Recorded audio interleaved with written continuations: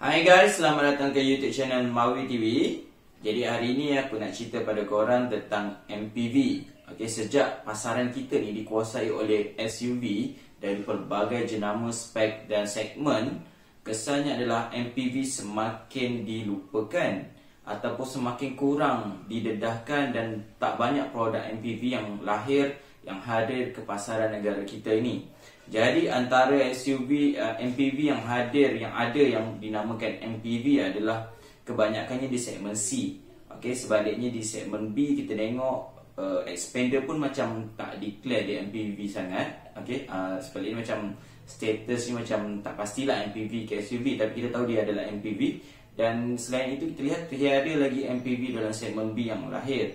Okey, sebaliknya segmen C kita ada Innova dan juga Nissan Serena. Okey, manakala untuk segmen D kita adalah model-model kelas atasan ni kan. Okey, jadi kita sebenarnya menunggu Proton punya MPV yang kita tak pasti lagi bila dia ni akan dilancarkan ataupun masih lagi awal untuk diperkatakan. Hanya setakat ni kita nampak Proton hanya mendaftarkan tanda dagang V70 sahaja, tapi kita tak pasti lagi, walaupun kita tahu bahawa Geely mempunyai sebuah MPV iaitu Geely GRG. Jadi adakah itu bakal MPV yang menjadi sebahagian daripada barisan produk Proton, itu kita akan tunggu nantilah. Okey, jadi untuk makluman korang, dua MPV segmen C yang agak menguasai pasaran adalah Innova dan Serena. Kedua-duanya agak berbeza. Serena nampak dilihat sebagai MPV kelas pertengahan yang hampir lengkap lah dengan body unibody ataupun monocoque, manakala Innova menggunakan body leather frame. Jadi dia adalah MPV yang segmen C tapi punya cara dipersembahkan dalam keadaan yang berbeza lah. Okey, jadi aku nak cerita kat sini hari ni adalah tentang Toyota Innova 2021. Untuk makluman korang, Toyota Innova ni telah dilancarkan facelift-nya di Indonesia pada Oktober 2020. Dan kita jangka pada tahun hadapan Toyota akan membawa masuk Innova facelift ini ke pasaran Malaysia. Jadi kita akan tengok hari ini bagaimanakah perubahan yang dibuat oleh Toyota terhadap Innova generasi yang ada ni dalam versi facelift nanti. Sebenarnya tak banyak pun perubahan yang dilakukan. Kita hanya dapat membandingkan dengan andaian bahawa apa yang dihasilkan di Indonesia tu akan dibawa masuk ke Malaysia. Dan kita faham di Indonesia adalah di mana tempat lahirnya Innova ni, atau disebut Kijang Innova. Tapi sebenarnya di pasaran Indonesia ini adalah unik. Sebab di sana sebenarnya Innova ni dikeluarkan di dua kilang berbeza. Satu kilang yang diberi nama menghasilkan Innova Kijang Innova, manakala satu kilang lagi menghasilkan Toyota Ventura.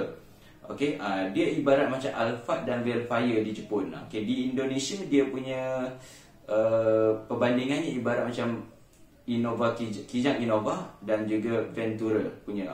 Dua company yang berbeza, dua kilang berbeza menghasilkan produk yang hampir sama. Di Indonesia dia dilancarkan pada Oktober 2020 dan terdapat dua jenis model yang berbeza daripada dua kilang yang berbeza. Tapi di Thailand dikenali sebagai Toyota Innova Krista. Di Indonesia dikenali sebagai Toyota Innova sajalah. Kemudian kita tengok dari segi enjin, apa yang ditawarkan di Indonesia. Di Indonesia ditawarkan dengan dua pilihan enjin berbanding dengan kita di Malaysia. Selama ini kita hanya dapat satu pilihan enjin 2.0 saja. Tapi di Indonesia ada dua pilihan enjin, iaitu 2.0 petrol dengan kuasa 139 dan 139 PS dan juga 183 Nm torque. Manakala untuk versi 2.4 liter pula dijana oleh kuasa diesel dan ianya menghasilkan 149 PS dan 360 Nm torque. Jadi kita nampak di sini walaupun perbezaannya adalah 400 liter perbezaan enjin, tapi hanya menghasilkan 10 PS sahaja kuasa tambahan. Tapi yang membezakan adalah kuasa torque, di mana mungkin diesel ini menghasilkan torque yang lebih tinggi sehingga 360 berbanding dengan petrol 183 Nm torque sahaja.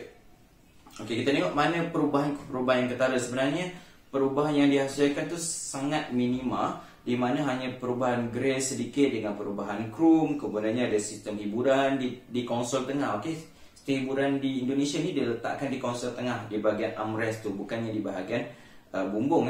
Dan skrin yang dibekalkan adalah skrin 8 inci, sama saja dengan versi sebelumnya, tapi ditambah dengan pembersih udara ionizer. Okey, sesuai dengan keadaan COVID sekarang ni, ini mungkin adalah satu spek yang mungkin semua pengeluar akan letakkan dalam kereta mereka bagi menghasilkan udara yang bersih. Terutamanya ia sangat sesuai untuk sebuah MPV keluarga macam ni. Kemudiannya dikekalkan dengan captain seat. Macam di Malaysia, captain seat hanya dibekalkan untuk spek Innova X. Okay, manakala dari segi keselamatan, ia mendapat 5 bintang Asian NCAP dengan ditawarkan dengan 7 airbag, ESC, ABS, EBD, BATC, HAC dan juga ESS. Ini mendapatkan Innova Facelift 2021 ni 5 bintang dalam penarapan NCAP Asia. Okey, walaupun sebenarnya dalam Innova ini tidak disertakan dengan ADAS, okey, ataupun Toyota Safety Sense. Okey, tapi masih lagi mampu untuk mendapat 5 star. Tapi aku tak pasti sama ada di Malaysia nanti akan disertakan ke tidak ADAS untuk pasaran Malaysia. Okey, untuk harga, okey, di Indonesia harganya bermula RM95,000 hingga RM122,000. Okey, untuk varian yang tertinggi. Okey, untuk perbandingan di Malaysia sebelum ni, Innova yang kita ada setakat ini berharga bermula RM115,000 sehingga RM132,000. Aku rasa nanti harga untuk facelift ni mungkin tak jauh beza dengan apa yang ada pada hari ini, sebab pada aku harga ni dah cukup tinggi untuk RM115,000 hingga RM132,000 tu. Okay, aku tak pasti kalau Toyota nak bawa harga RM119,000 hingga RM137,000 ke, aku rasa agak tinggi lah. Dan kita mungkin akan nampak, orang makin akan nampak untuk dapat segmen C macam ni pun yang tak berapa luas ni pun harganya dah cukup tinggi. Baik kita ke kereta-kereta recon, itu mungkin risiko lah.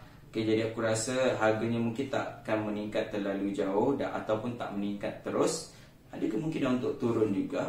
Okay, kalau kita tengok pola kereta-kereta baru ni, macam contohnya dalam segmen B, di mana harganya makin turun bukan makin naik. Jadi kita harapkan Innova ni mungkin harganya akan turun. Okay, mungkin bermula pada 113 ke, okay, macam tu. Jadi kita tunggu nanti apa yang ditawarkan oleh Toyota. Dan aku harap Toyota akan segera membawa masuk Innova Facelift ni, sebab walaupun dia nampak menguasai pasaran, aku rasa dia perlu cepatlah untuk refresh dia punya look. Okay, mungkin Toyota mungkin ambil peluang untuk segera masuk, sementara Proton masih lagi belum mengeluarkan dia punya MPV. Jadi aku sangat berharap supaya Proton segera untuk menghasilkan MPV-nya, kerana kita memang sangat ketandusan MPV. Aku secara jujur pun sedang cari MPV, tapi aku tak banyak pilihan yang aku boleh pilih. Sebab aku menyasarkan untuk cari sebuah kereta ada captain seat di tengah. Okay, jadi pilihan yang ada sangat terhad. Aku dah try Innova ni, sebenarnya macam kurang selesa kerusi dia, dan dia sebenarnya nampak besar dan panjang, tapi sebenarnya dalam dia agak kecil. Okay, pilihan lain adalah Serena, ataupun satu lagi kalau segmen C adalah Odyssey lah. Tapi Odyssey tu kalau kita nak beli baru pun harga dia sangat mahal lah, kecuali Recon.